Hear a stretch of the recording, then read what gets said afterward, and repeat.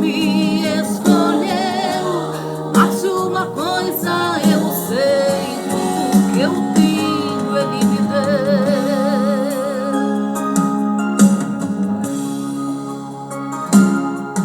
Eu não sei o que Ele viu, não entendo por que me amou. Eu não sou o que devia ser, mesmo assim Ele me abraçou. Sou pequeno, Ele tão grande é. Eu sou falho, Ele é fiel. O que eu mereci era amor, mas Ele me prometeu o céu. Eu só quero adorar, por isso estou aqui. E se não adorar, falta algo em mim. Eu jamais saberei porque me escolheu. Mas uma coisa eu sei, tudo que eu tenho Ele me deu.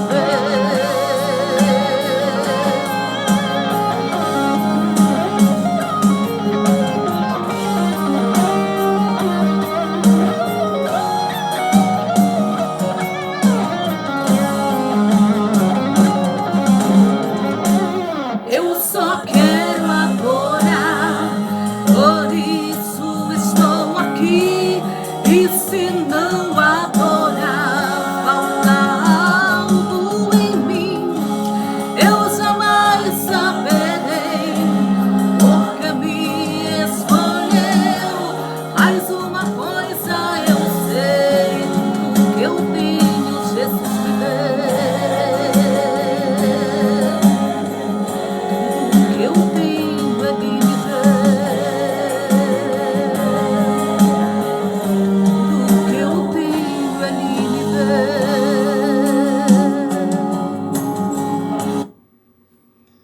Muito bem, nós vamos começar a palavra de Deus nesta tarde com o pastor Isaac, pastor presidente da igreja Monte Tabor, Colônia Velha.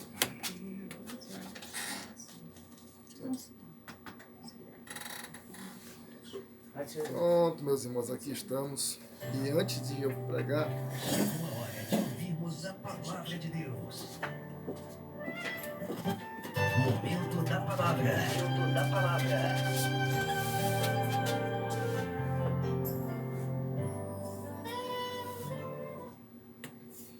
Muito bem, vamos começar a palavra de Deus com o pastor Isaac.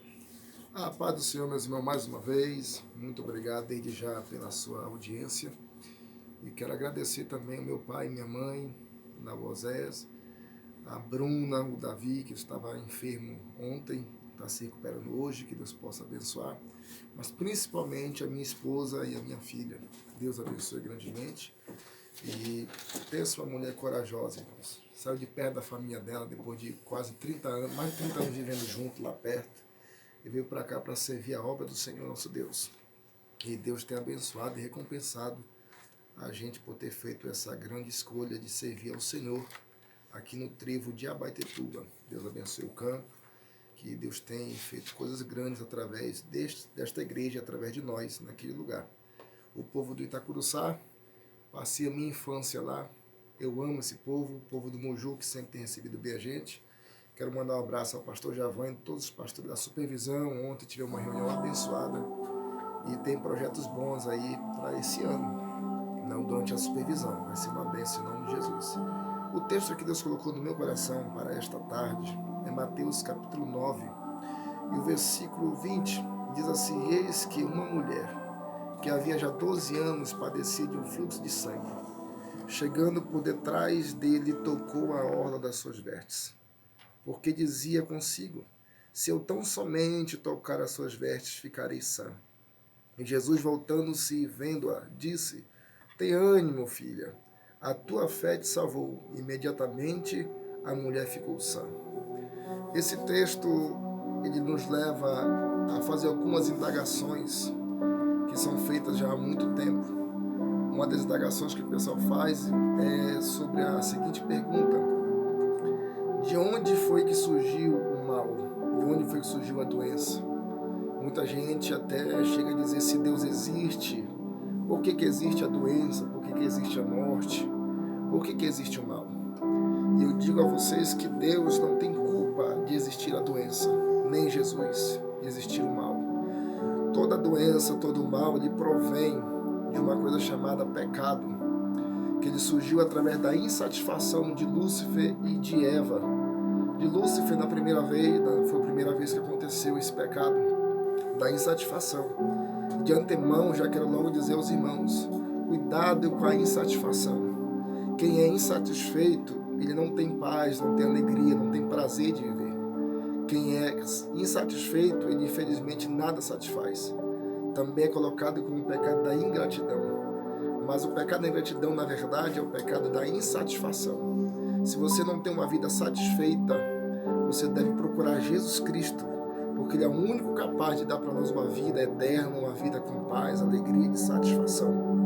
Então, muitos chegam a dizer que se o mal existe, porque Deus não existe. É pelo contrário.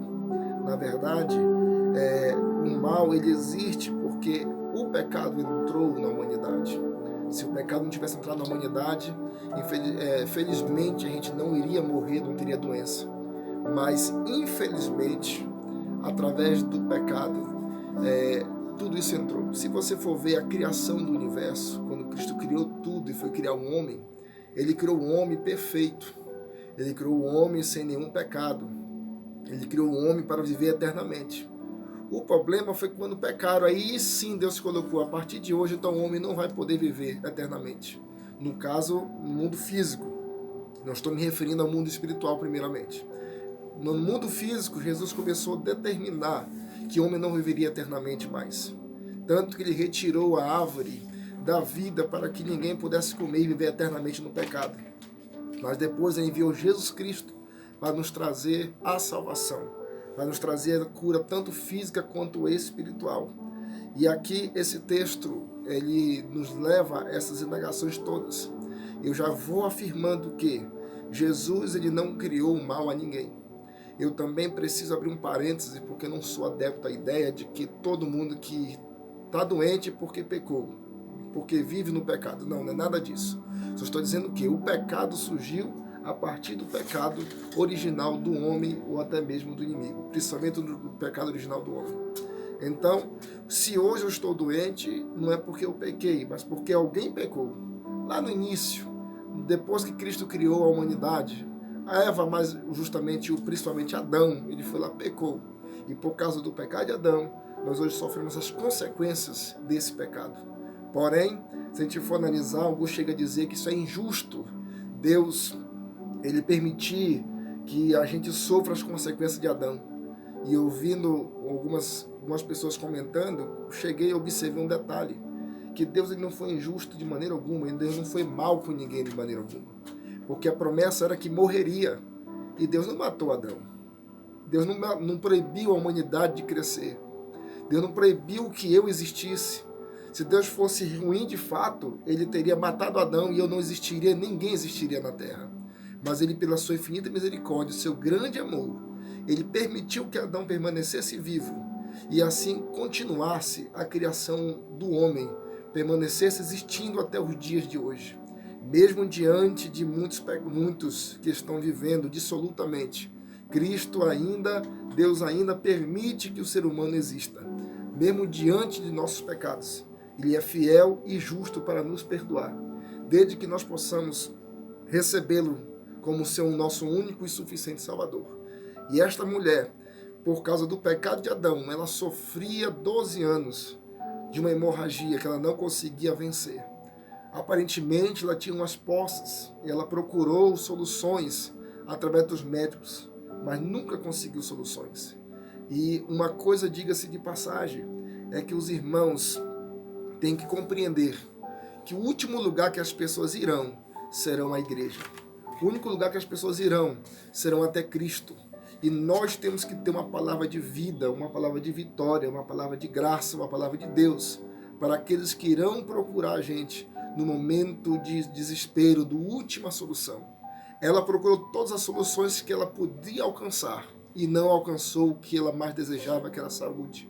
Eu quero dizer para você que está vivendo uma vida correndo atrás de todas as soluções, indo a médicos, indo em todo quanto é lugar, atrás de políticos, atrás até mesmo de soluções financeiras, qualquer tipo de problema que você esteja enfrentando. O único que tem poder para resolver de fato nossos problemas é Jesus Cristo.